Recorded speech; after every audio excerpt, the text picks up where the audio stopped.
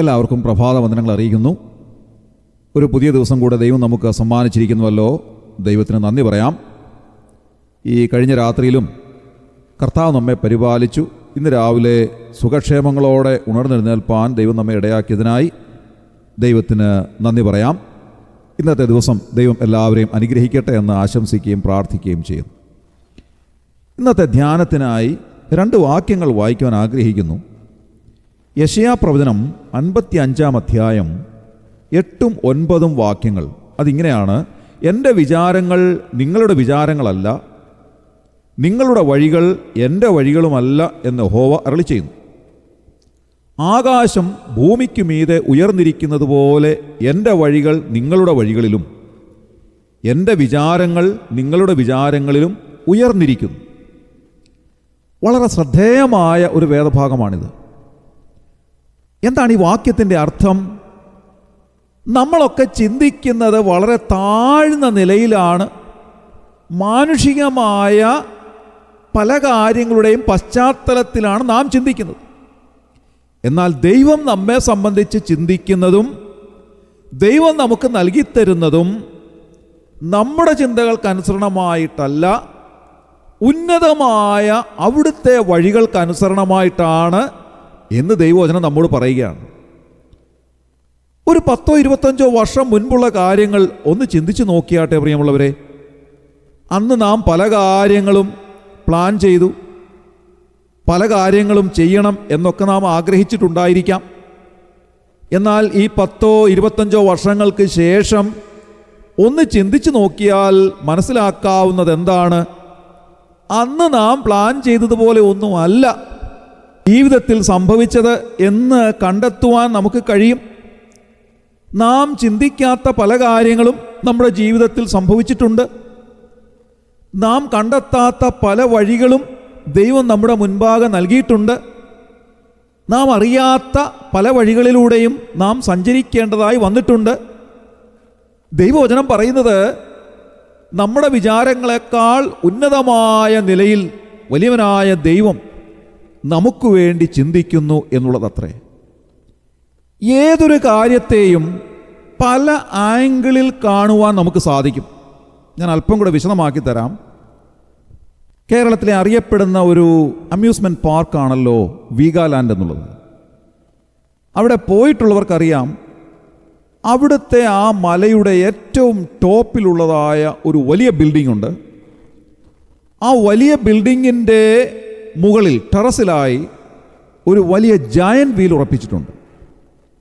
ആ giant wheel കയറുന്നവർക്ക് സാവധാനം ആ ജയൻറ്റ് വീൽ കറങ്ങി നമ്മുടെ സീറ്റ് അതിൻ്റെ ഏറ്റവും മുകളിലേക്ക് ചെല്ലുമ്പോൾ അവിടെ ഇരുന്നു കൊണ്ട് ഈ എറണാകുളം, കൊച്ചി ഭാഗങ്ങൾ മുഴുവനായി നമുക്ക് കാണാൻ സാധിക്കും.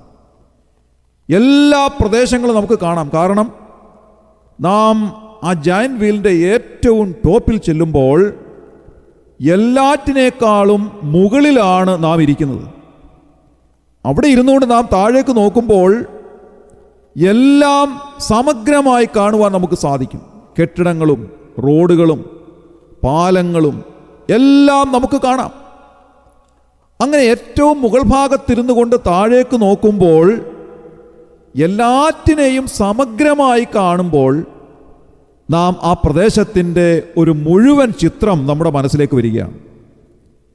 ഓരോ കെട്ടിടങ്ങളും ഇന്നിന്ന ഭാഗത്താണ്, അവിടെയുള്ള നദികൾ അല്ലെങ്കിൽ കായലുകൾ അല്ലെങ്കിൽ കെട്ടിടങ്ങൾ ഇതൊക്കെ ഇന്ന ഭാഗത്താണ്, ഇന്ന ദിക്കുകളിലാണ് എന്നുള്ളത് വളരെ പെട്ടെന്ന് തിരിച്ചറിയുവാൻ നമുക്ക് സാധിക്കുന്നു. കാരണം സമഗ്രമായ ഒരു കാഴ്ചയാണ് നമുക്ക് ലഭിക്കുന്നത്. ഏറ്റവും മുകളിൽ നിന്നുകൊണ്ട് താഴേക്ക് നോക്കുമ്പോൾ കാണുന്നതായ ഒരു കാഴ്ചയാണ് നമുക്ക് അവിടെ നിന്ന് ലഭിക്കുന്നത്. സമഗ്രമായ ഒരു കാഴ്ച എന്ന് വേണമെങ്കിൽ അതിനെ വിശേഷിപ്പിക്കാം. അങ്ങനെയുള്ളതായ ഒരു ആംഗിളിൽ നോക്കുമ്പോൾ വലിയ വലിയ കെട്ടിടങ്ങളെ വളരെ ചെറുതായി നാം കാണുകയാണ്. ഇവിടെ അമേരിക്കയിലെ ഡാളസിലുള്ളതായ ഒരു വലിയ ബിൽഡിംഗ് ഉണ്ട്. 62 നിലകളുള്ളതായ ഒരു വലിയ കെട്ടിടം. ഫൗണ്ടൻ പ്ലേസ് എന്നാണ് അതിൻ്റെ പേര് തന്നെ. ഒരിക്കൽ അതിൻ്റെ ഏറ്റവും മുകളിലേക്ക് കയറുവാനുള്ളതായ ഒരു അവസരം ലഭിച്ചു. അതിൻ്റെ ഏറ്റവും മുകളിലെ നിലയിൽ നിന്നുകൊണ്ട് താഴേക്ക് നോക്കുമ്പോൾ താഴെ കൂടെ പോകുന്ന ബസ്സുകളും ട്രക്കുകളും ഒക്കെ വളരെ ചെറിയ സോപ്പ് പെട്ടി പോലെയാണ് കാണപ്പെട്ടത്. ഞാൻ അത്ഭുതപ്പെട്ടു പോയി. അങ്ങനെ ഉയരത്തിൽ നിന്ന് നോക്കുമ്പോഴാണ് മനുഷ്യൻ എത്ര നിസ്സാരനാണെന്ന് മനസ്സിലാക്കുവാൻ സാധിക്കുന്നത്. ഈ 62 നിലകളുള്ള കെട്ടിടത്തിൻ്റെ മുകളിൽ നിന്ന് താഴേക്ക് നോക്കുമ്പോൾ മനുഷ്യരൊക്കെ ഒരു ചെറിയ ഉറുമ്പിനെ പോലെയാണ് കാണപ്പെടുന്നത്. നമ്മളൊക്കെ ഈ താണ ഭൂമിയിൽ നിന്നുകൊണ്ട് പരസ്പരം നോക്കിയിട്ട് പറയാറുണ്ട്, ഓ അയാൾ 6 അടി പൊക്കം, 6.5 അടി പൊക്കമുള്ള വലിയ മനുഷ്യനാണ് എന്നൊക്കെ പറയാറുണ്ട്. പക്ഷേ 62 നിലകളുള്ള കെട്ടിടത്തിൻ്റെ മുകളിൽ നിന്നുകൊണ്ട്, അല്ലെങ്കിൽ പോട്ടെ ഒരു 15 നിലകളുള്ള കെട്ടിടത്തിൻ്റെ മുകളിൽ നിന്നുകൊണ്ട് താഴേക്ക് നോക്കുമ്പോൾ ഈ 6.5 അടി പൊക്കമുള്ള മനുഷ്യനെ എത്രമാത്രം ചെറുതായിട്ടാണ് നാം കാണുന്നത്.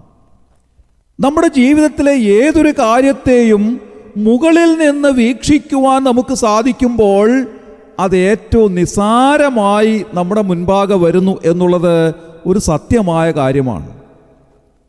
കൊച്ചുകുട്ടികളുടെ പാഠപുസ്തകത്തിൽ വർഷങ്ങൾക്ക് മുൻപ് ചേർത്തിരുന്നതായ ഒരു പദ്യമുണ്ട്.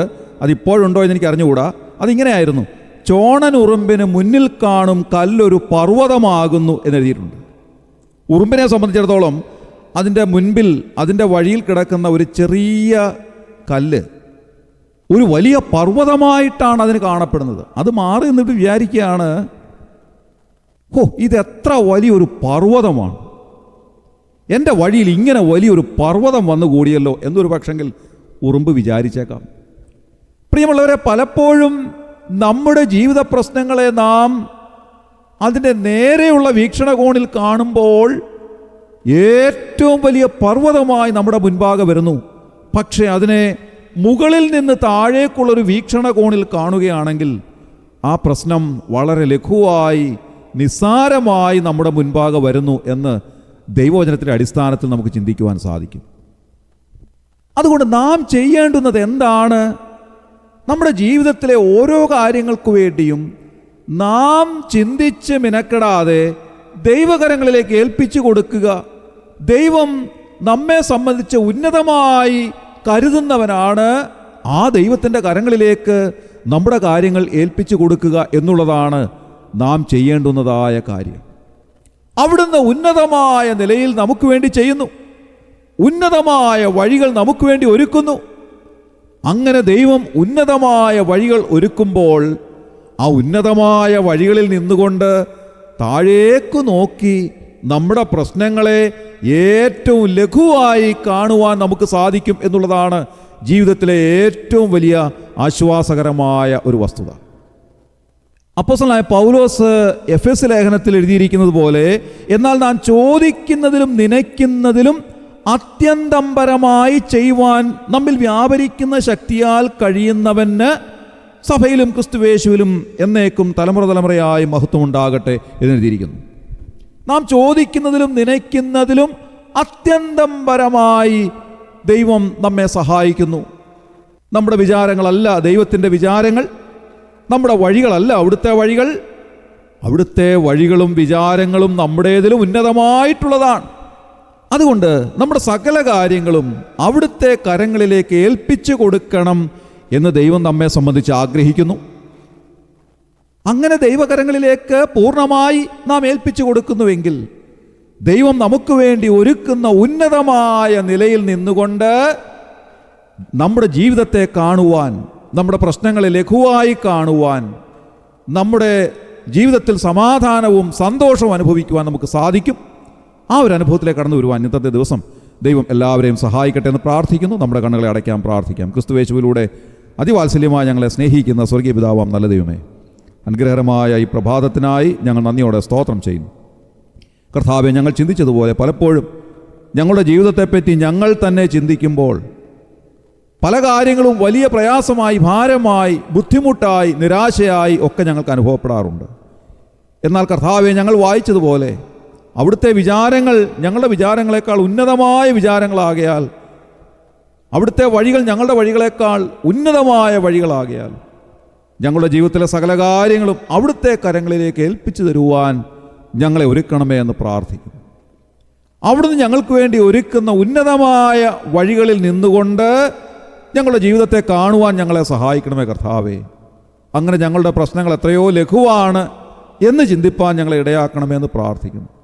ഞങ്ങൾ വിചാരപ്പെടാതെ ജീവിക്കുവാൻ ഞങ്ങളെ അനുവദിക്കണമേ എന്ന് പ്രാർത്ഥിക്കുന്നു. ഈ ശുശ്രൂഷയെ സംബന്ധിച്ച് എല്ലാവരെയും അവിടുന്ന് അനുഗ്രഹിക്കണമേ. അവിടുന്ന് അങ്ങനെ ചെയ്തതിനായി ഞങ്ങൾ നന്ദി പറയുന്നു. ഇന്നത്തെ ദിവസം ഞങ്ങൾക്ക് അനുഗ്രഹമാക്കി തരണമേ കർത്താവേ. എല്ലാവരെയും അവിടുന്ന് അനുഗ്രഹിച്ചാട്ടെ. എല്ലാവരും സുരക്ഷിതരായിരിക്കാൻ അവിടുന്ന് സഹായിക്കണമെന്ന് പ്രാർത്ഥിക്കുന്നു. ഞങ്ങളുടെ പ്രാർത്ഥന കേട്ടതിനായി സ്തോത്രം. ഞങ്ങളുടെ കർത്താവിൻ്റെ രക്ഷിതാവുമായ യേശു ക്രിസ്തുവിൻ്റെ ധന്യമായ നാമത്തിൽ തന്നെ ആമേൻ.